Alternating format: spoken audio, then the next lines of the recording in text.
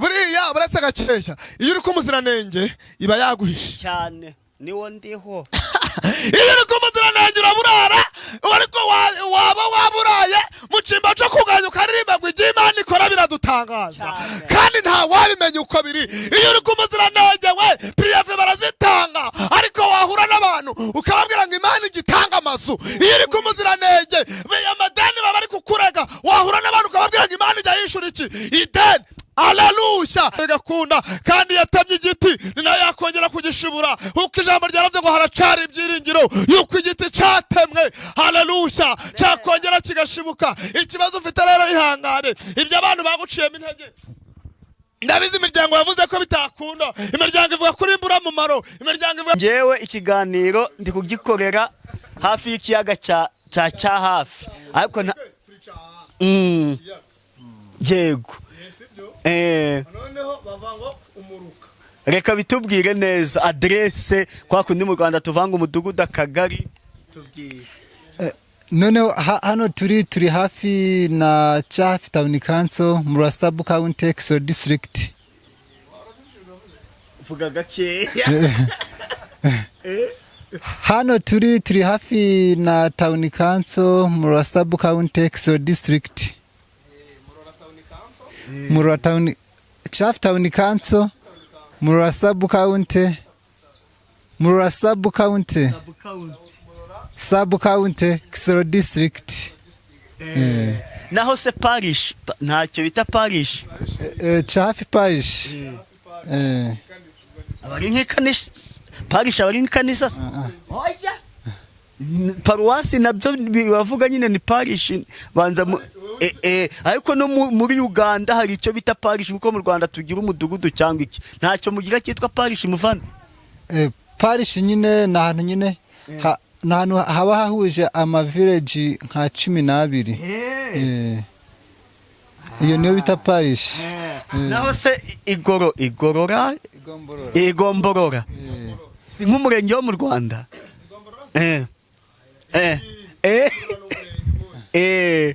yego muvandi none se utuye muri Uganda waje hano mu Rwanda ku mukozi w'Imana Vestina niwe turi gukorera ikiganiro muziranye ngewe niyo muntu wa mbere nje hano mfite ikibazo cy'urwaye naje ko bansengera waje go gusengera ntago nari mpazi n'umudamu nyine duhuye ndimo kuza nuko arahandangira ntago nari mpazi umva ni karibu rero turi ku mukozi w'Imana uyu n'umukozi w'Imana yitwa Mutuyimana Jean Claude ikiganiro turi gukorera ku mukozi w'Imana Nyiramajyambere Vestina ariho turi mu rugo humura wabonanye n'Imana amina nakomere sawusira kwiyicarira nakomere turibuze kumusengera ndetse dufatanyije n'Imana n'imbaraga z'Imana turibuze gukora imirimo n'ibitangaza yego icyo nzi cyo umuntu yarambuye gwa biganza na Mutuyimana Jean Claude yego nasubuga Vestina na Nyiramajyambere Vestina nanjye ndaho ngaho nshungereye nagurashunge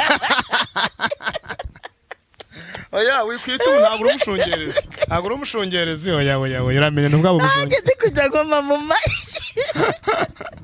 ntabwo waba umushungerezi ntabwo waba n'umufana cyo kuza waba umutsimbura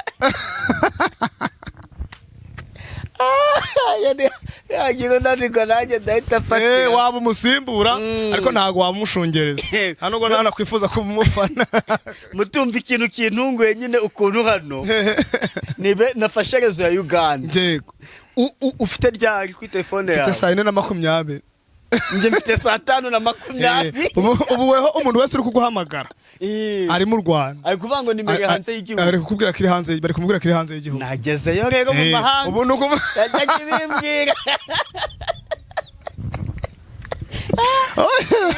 ntabwo yakubwiye ibuka ajya gati mwana wacu ugiye kujya ntabwo hanze rero yakubwiye ari mu Buganda ubundi reka nkubwire mu bihugu Imana yambwiye kujyamo hanze ntabwo Uganda irimo kubera ko Uganda nyijyamo buri munsi wowe jewe sibyo ubwo rero mu bihugu Imana yavuze Uganda ntabwo irimo tuzagera muri kubesha rero wowe nibirimo ubibana ubwawe je nagezeyo nagezeho online undi kwifatira yego wala ngiye kuva turicaranye ko turi ku isaha imwe uko nge ndi muri Uganda ubwo weho wicaye mu Buganda je nicaye ubwo muri kamera ndi mu Rwanda inyuma ya kamera ni Uganda ariko nanone hagati yanjye na kamera na telepie harimo umupaka ewe ubu twibereye muri bambwe kwa Nyabo mwasibye murya mwasuze murya mugiye bariko twibereye mu Bagande mbese yego rwose yego niho twaje gukorera ikiganiro yego gango nundi dukomeze twivugire Imana yego Jacques umeze uti ndashima Imana ndashima Imana iminsi ndi kubwira abantu ngo nibakomerere mu mwami yego ibidashobokera abantu bishobokera Imana yego kuva ku cyumweru kugera uyu munsi yego nicyo gitangaza Imana yagukoresheje icyo yankoresheje icyo yankoreye yagukoresheje okay Imana ihabwa icubahiro nasenganye n'umuntu wari urwaye afite umwana urwaye yafunze imihogo ndetse bihuse cyane bikomeye bavuze ko bagiye kugendera kimwe direct bakajya Musanze bampamagara ndi kwahira ndibuka ko nabarangiye ahantu ndi mu murima hano nagiye gukata ubwatsi abariho bansanga ndaga okay nta kibazo noneho mureke tuve mu murima atoya ati senga nirimo murima Imana irumva yego tagacoke mpereza umwana mu biganza ndamusengera saje kumusengera Imana yamwe ndimfata amazi nimara gufata amazi nyasomye umwana nyasengeye nyine ndasengera nyasomya umwana arasoma ari umwana w'uruhinja nyine ariko arayasoma nyamusomesha gatatu nkuko Imana ari ibimbwiye umwana yari afunze imihogo atari kwituma inda yatumbye akirangiza murambiko byabiganza ndamusengera wa mwana ahita yituma n'imihogo arafunguka cyo bikoza barakomeza babireka ibyo kujya mu ruhengero bajya ku kabyiniro Imana ikora imirimo itangaza bageze nakabyiniro baha ibinini bahagira umwana ahubwo byahindutse nta kibazo ageze gute afite ibyo byabayeho ku wa mbere byabaye ku wa mbere ku cyumweru nimugoroba byabaye ku cyumweru nimugoroba ko ndibuka ko navuye gusenga ndiye gushaka utwatsi kugira ngo nkomeze mu bukwe naringiye noneho ku wa mbere oya ku wa ejo mu gitondo ejo ku wa kabiri ari ku wa kabiri yego ejo mu gitondo nanone habyukira wanjye mu rugo umumama wari ufite ikibazo nanone cyo kuribwa n'amaso bikomeye ndamusengera ndababwira ngo bari bampaye rendezvous nyine ryo kujya kumubaga ijisho ndamusengera afite akantu kari kumurya kakatuma amaso yose afunga ndamusengera none mu gitondo yampamagara ariko kumbwira ati nyamara rya jisho kakantu nta kakindya ijyatumye katandya n'amaso kaba ntangiye kureba ubanza ko kabaga bitazabaho Imana iragakura nkuko yabivuze ndumva ari byo bintu bikomeye nakoze amaso ku maso apana kuma live naciyeho apana kuma ntuza kuma zoom natambutse oya abona nabashije gukacana nabo mu ntoki yego Mana ishimwe ubundi hari ikintu dukunda kubwira abantu nanabwiye n'abantu cyane iyo uri kumwe n'Imana nangase uri umwana wayo ukaba n'umukozi wayo ntago ushobora kwiruta avuganye naswo nukuri ariko iyo uri umukozi ushobora kwiruta avuganye na sobuja ariko umwana none se buno urugero siwazindutse urazi nahi wacu reba waje wacu tuje kwa Nansu bivuze ngo wavuye mu rugo byanga byakunda ntawabuze umwana ubwira ngo waramutse niba utanamubwiye ngo waramutse urataga atema ariyo kageze gute nabanje namubyutsa ngo ajye kwiga urakoze cyane none twatuntu naguze nenzi ko turarya yego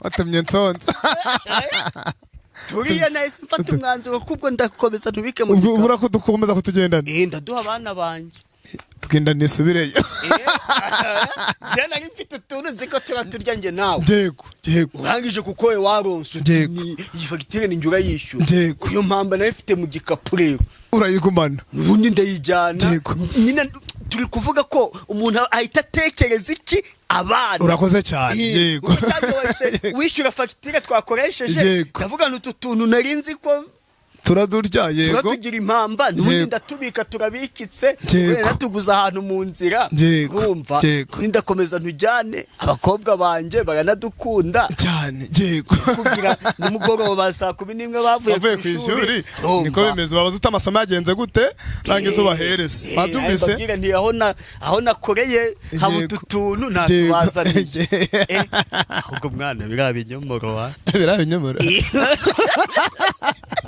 biriya binyomoro ubundi twebwe iwacu niba ari n'igihugu cyiza kibaho niba ari n'akarere keza kabaho ni aka karere ka Gisoro na Burera kabisa.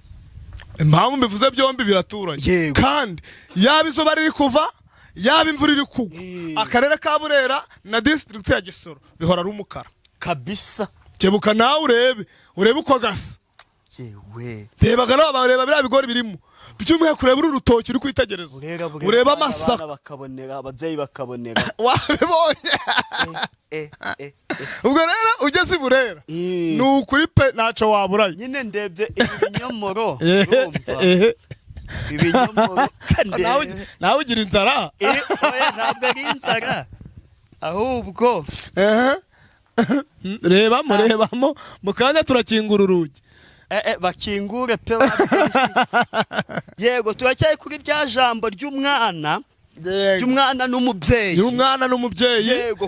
n'umwana na shebuja n'umukozi na shebuja umwana n'umubyeyi ndetse n'umukozi na shebuja uko bavugana ubwo tuvuze turi gukurura mpita nibuka ikiganiro twakoreye iwawe uzi ko haba utunyomoro ariko twarashize yego ariko turi kwa Vestine ndabibonye ndaza guhinga ibindi aho agomba kuba ibyo ndashyira abana yego impamvu niyi niko bimeze kuki utabishira umugore ukabishira abana wowe narivuze ngo burera abana n'ababyeyi bakabonera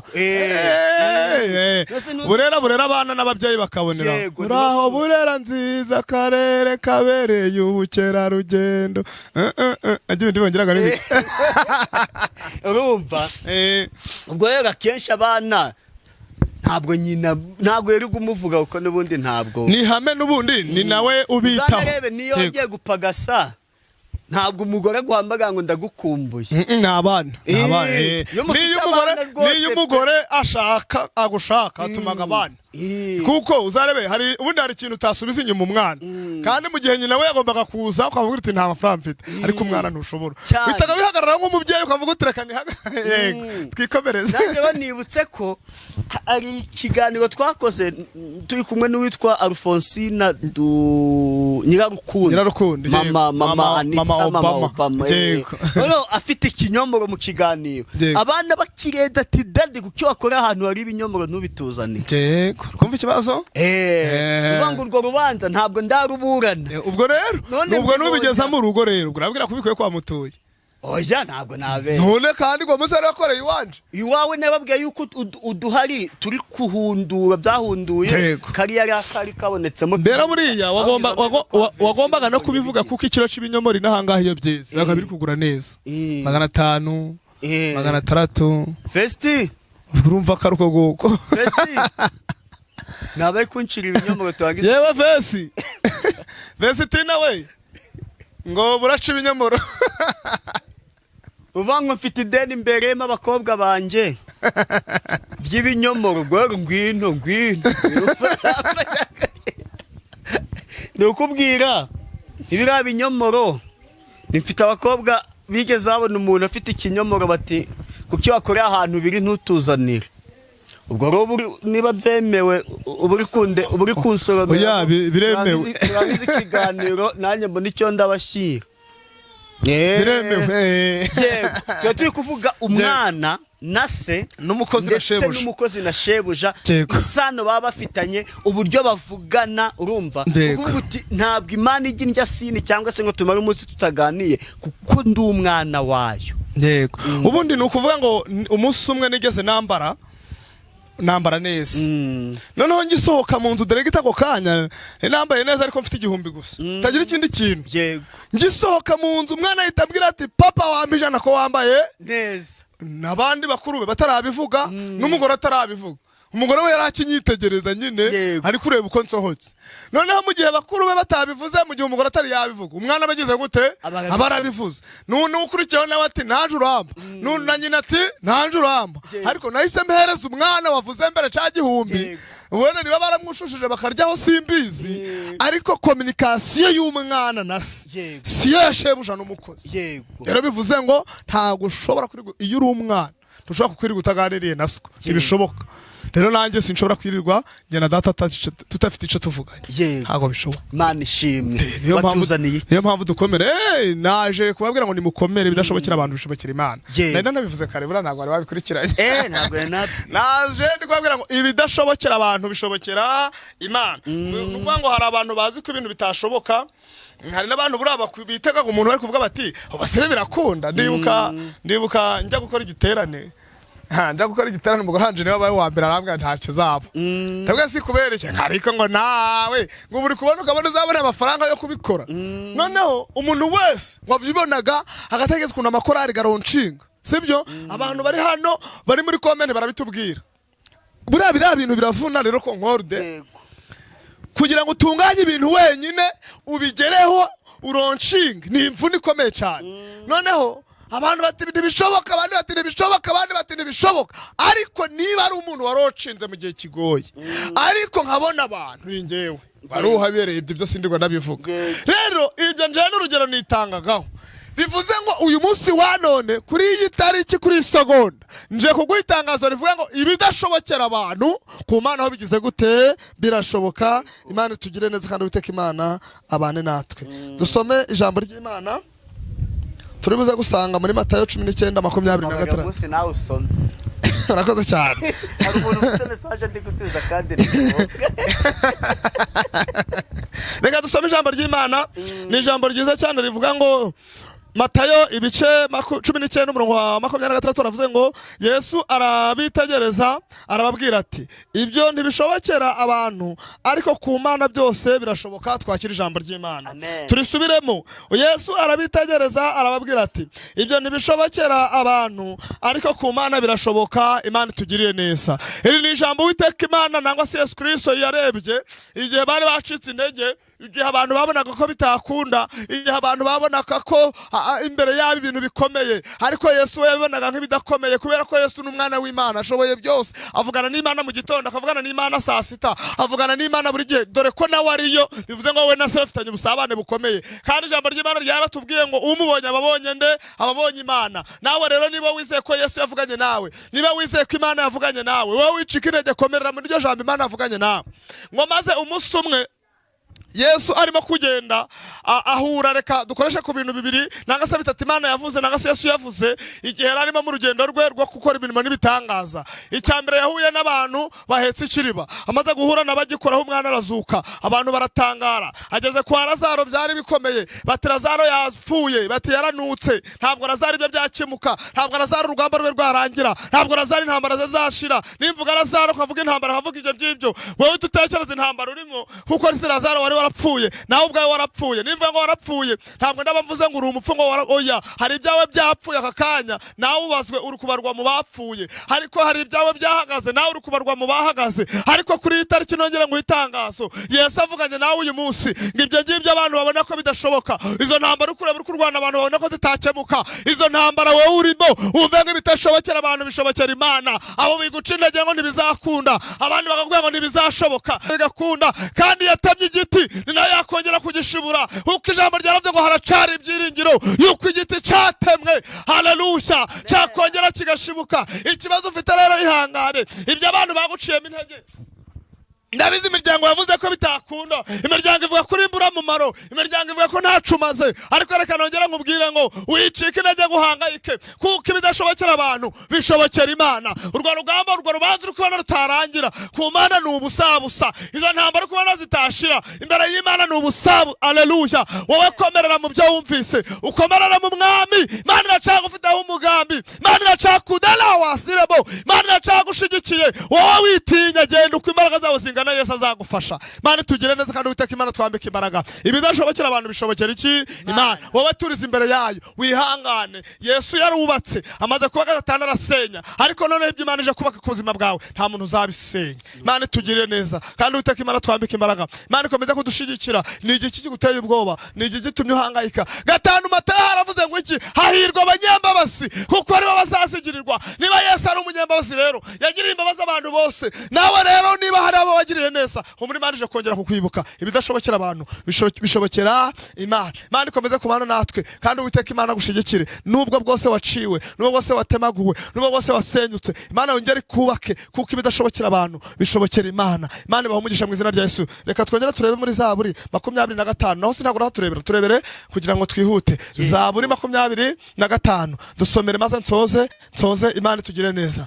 Zaburi 25 dusomere umurongo wa mbere aho ngaho gusa teburi guraja kure naho ngaho gusa uribuze gusoma Zaburi 25 umurongo wa mbere havuze ngo iki? Mana yanje ni wowe niringiye, Mana yanje ni wowe niringiye, negukorwa n'isoni. Abanzi banje bekunyishima hejuru. Imana tugirire neza. Ukimara kumenya ko ibishoboye bidashobokera abantu ku Mana bishoboka, senga isengesho uvuga uti Mana yanje ni wowe niringiye, uri amaboko yanje, uri imbaraga zanje. Abantu biteze kuzakorwa n'isoni ariko ntabwo uzakorwa n'isoni kubera ko Imana igufiteho umugambi muremure. Imana izakugirira neza, Imana izagushigikira. Ni wowe wayiririmbye ariko nkorote uravuga Imana ntabwo igibesha. Ntabwo Imana igibesha rero ibyavuze no kubikora zagira gute izabikora. Nubwo rimwe na rimwe Imana ikubwira ukabona biri gukomeza kuguhanda ugatangira ukibaza kimbwiye guca bikagenda guca uri kuri gakwege kandi mbere nyuma nzababwira iminsi ako nabizivuzeho kandi nazivugeho hano inarima bidayiveho nzababwira ku myinzani nibuka ko hano nazivuzeho buriya reka nkubwire iyo uri kuri gakwege buri wese arakureba. Iyo kuri gakwege umwana amenye mu bibi byakubayeho umuntu mukora akabimenya ariko uri kumuziranenge upfiraga muri Nyagasani uri kuguhe muzani ko nkuru ari gakwege ari n'umuziranenge. Imana tugirire neza. Buri muntu nawe witekerezeho urebera ari hanganira umunzani uriho. Hari igihe uba kuri gakwege ku gakwege rubanda barakota, kuri gakwege izarira kwica, kuri gakwege wambara ubusa ariko kumuziranenge upfagana abantu bazi gufite ibiryo. Imana tugirire neza rero. Umunzani witwa gutyo. Imana ishimwe ibidashobokera abantu rero. Kabiri havuga ngo iki? Kabiri ijimpisha we buriya buretse gakeshya iyo uri kumuziranenge iba yaguhishe cyane niwo ndiho. Iyo uri kumuziranenge uraburara ariko waba waburaye mu cyimba cyo kuganya ukaririmba ngo Imana ikora biradutangaza kandi nta wabimenya uko biri. Iyo uri kumuziranenge we prive barazitanga ariko wahura n'abantu ukababwira ngo Imana igitanga amazu. Iyo uri kumuziranenge amadeni baba ari kukurega wahura n'abantu ukababwira ngo Imana ijya yishura iki ideni. Haleluya. Imana ni nziza cyane ariko Mana ibidashobokera abantu bishobokera Imana. Dusomera umurongo wa kabiri dusoza. Siko bizaba mu bagutegereza Yesu we nta n'umwe uzakorwa n'isoni keretse abava mu isezerano ari nta mpamvu abo nibo bazakorwa n'isoni. Naho siko bizaba. Reka nkubwire Bibiliya yaravuze ngo naho umukiranutsi yagwa ntago azarambara.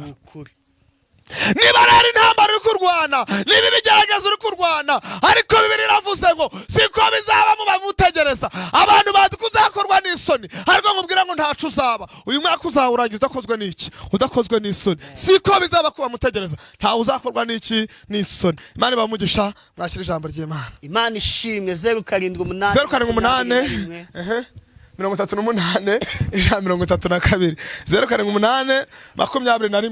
21 32 aho unkenera hose wambona. Imana iduhana umugisha. ntabwo twatangiye nta sengesho reka dusoze dusa. Mana mu izina ryawe. Haleluya. Yesu Kristo w'i Nazareti izina ryawe nirahabwa icubahiro. Uri umurengezi wacu ntabagukoma mu nkokora. Nkunda kuvangura igitangaza nkavangura data ntabwo uri data wacu. Izina ryawe nirishimwe. Uri umugabo mu rwawe ntabwo uri umucura. Umucurira kigeze igihe baramwirukana ariko wowe Mana nyiringabo uri Imana ivuga bikabategeka bigakomera. Niyo mpamvu tugushimiye ko waruduhaye umwanya. Buri muntu wese ari kujya iki kiganiro umuhe gukira no gukizwa, umuhe kumenya no gusobanukirwa, maze nyiringabo amashimwe abe menshi ku bantu bose bakurikirana uyu muyoboro wa YouTube. Ubaha umugisha mu izina rya Yesu Kristo kandi abakomeje kudushigikira abariho bitaho kandi bagirire neza mu izina rya Yesu Kristo. Amen. Imana ibaha umugisha. Amen.